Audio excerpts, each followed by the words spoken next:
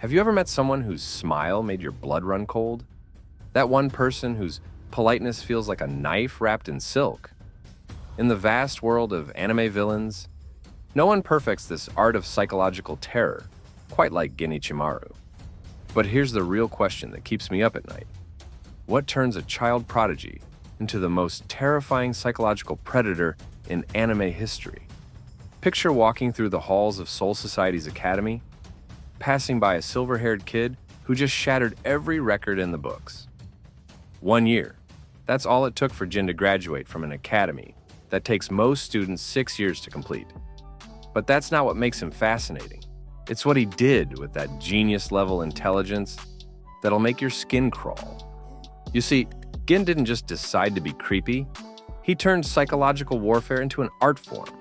When he speaks, it's always in this perfectly polite Kyoto dialect, like someone offering you tea while sliding a knife between your ribs. His smile never wavers, his eyes barely open, and every single gesture is calculated to make you feel like prey. When Rukia Kuchiki said his presence felt like snakes coiling around her neck, she wasn't being dramatic. She was describing the perfect predator at work. But here's where it gets really messed up. Remember that kid who graduated in 1 year? They found him before that, standing in a field of bodies, sword dripping red, wearing that same unchanging smile. Not for show, not for anyone else, just pure satisfaction. This wasn't someone playing at being evil. This was someone who found joy in the art of psychological torture. Think about the bridge scene with Rukia. Gin didn't just threaten her. He played with her hope like a cat with a mouse. He gave her a chance to escape, waited until that spark of hope lit up in her eyes, then crushed it while maintaining that same pleasant smile. No tactical advantage, no greater purpose, just pure psychological sadism served with impeccable manners. You know what's scarier than a monster who enjoys psychological torture? One who's playing the longest con in anime history. See, everything I just told you about Jin, that's just the surface of something far more disturbing. Imagine spending every moment of your existence, from childhood to death, crafting the perfect lie. Not for power, not for glory, but for a revenge plot so intricate it would make Machiavelli blush. That genius-level intelligence that got him through the academy in record time, he used every bit of it to create the perfect predator. The way he speaks in that polite Kyoto dialect isn't just a quirk, it's psychological warfare, designed to create cognitive dissonance in his victims.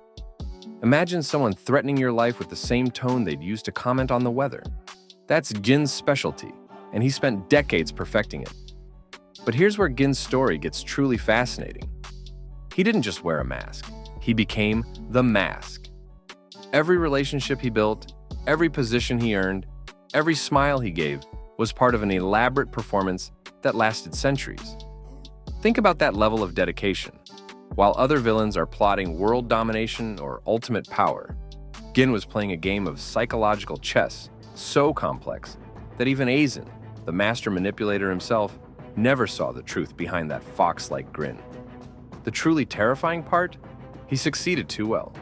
That mask he wore, that persona he created, became so perfect that it consumed whatever humanity he had left. Except for one thing. Or rather, one person. In all those centuries of deception, he kept one genuine connection, Renjiku. One thread of humanity in an ocean of calculated lies. And even that, he had to pretend to sever for his grand plan.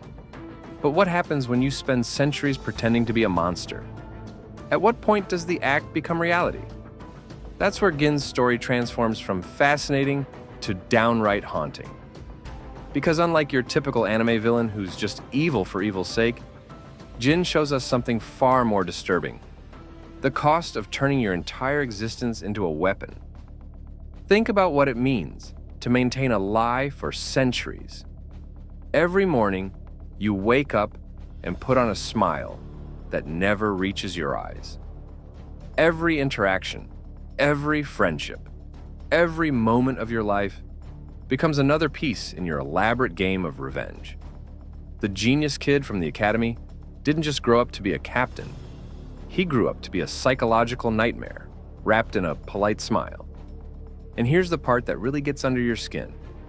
Jin didn't just pretend to be evil, he actually committed atrocities while maintaining perfect politeness. He didn't just play the role of a monster, he became one, all while keeping that unsettling smile plastered on his face. Every act of cruelty, every betrayal, every moment of psychological torture was just another brick in the wall between him and his humanity. But the real tragedy? By the time he finally made his move against Aizen, Gin had become so good at being the monster that he couldn't remember how to be anything else. All those years of planning, all those centuries of deception, and in the end, he couldn't even protect the one thing he actually cared about. Imagine spending your entire life crafting the perfect revenge, only to realize that you've lost yourself in the process. The most chilling part isn't that Gin failed. It's that he succeeded in becoming exactly what he needed to be for his revenge, only to discover that success was its own form of failure. He became so good at playing the smiling demon that when the moment came to be human again, he couldn't remember how. Now, let's dive into what might be the most twisted part of Gin's story. Imagine spending centuries serving the very person you want to destroy. Not just serving them, but becoming their most trusted lieutenant. That's not just dedication. That's a special kind of psychological torture that Gin inflicted on himself. Here's what makes this truly mind-bending. Gin spent decades learning just one crucial piece of information: how to counter Aizen's complete hypnosis. While other captains were building their power and fighting hollows, Gin was playing a game of psychological chess so complex, it makes Death Note look like tic-tac-toe. Every smile, every bow, every act of loyalty was just another move in his centuries-long game. But here's where it gets really messed up. Gin didn't just pretend to be loyal to Aizen. He actually helped him succeed. Think about that for a second. He actively participated in Aizen's plans, helped him defeat Soul Society, and even pretended to kill Ranjiku, the only person he genuinely cared about, all to maintain his cover. That's not just playing the long game, that's rewriting the rules of psychological warfare. And you want to know the most twisted part? When he finally made his move, after centuries of waiting and watching, after learning every detail about Aizen's abilities, after playing the perfect subordinate, he still failed. All that dedication, all that patience, all those years of psychological self-torture, and in the end, it wasn't enough. It's like spending your entire life learning how to defeat a final boss, only to discover you were playing the wrong game all along. The real gut punch?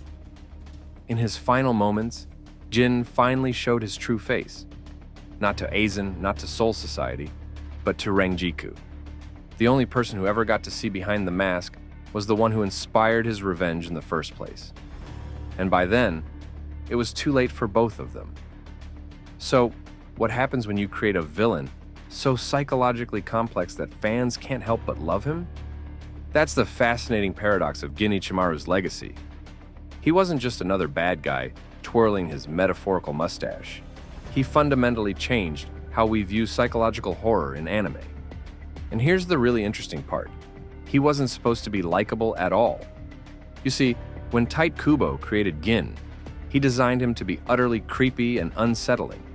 Yet somehow, this character who embodies psychological warfare became wildly popular, especially with female readers.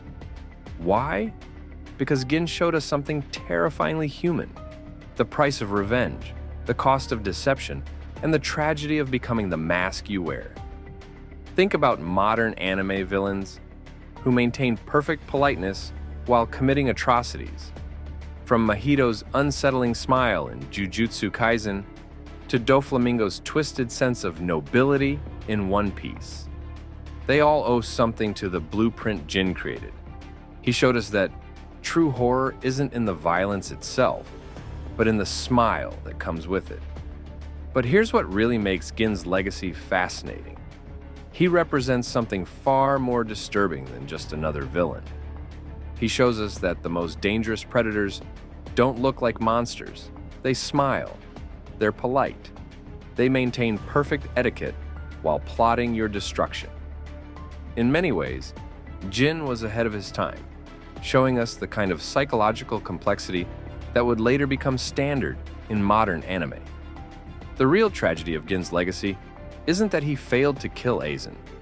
It's that he succeeded in becoming exactly what he needed to be, only to discover that success was its own form of failure. His story isn't just about revenge. It's about the price we pay when we spend so long pretending to be something that we forget who we really are. In the end, the smiling demon of Soul Society might be gone, but his influence on how we view psychological complexity in anime villains will last for generations. Because sometimes, the scariest monsters aren't the ones that roar. They're the ones that smile and bow before they strike. And nobody perfected that art quite like Ichimaru.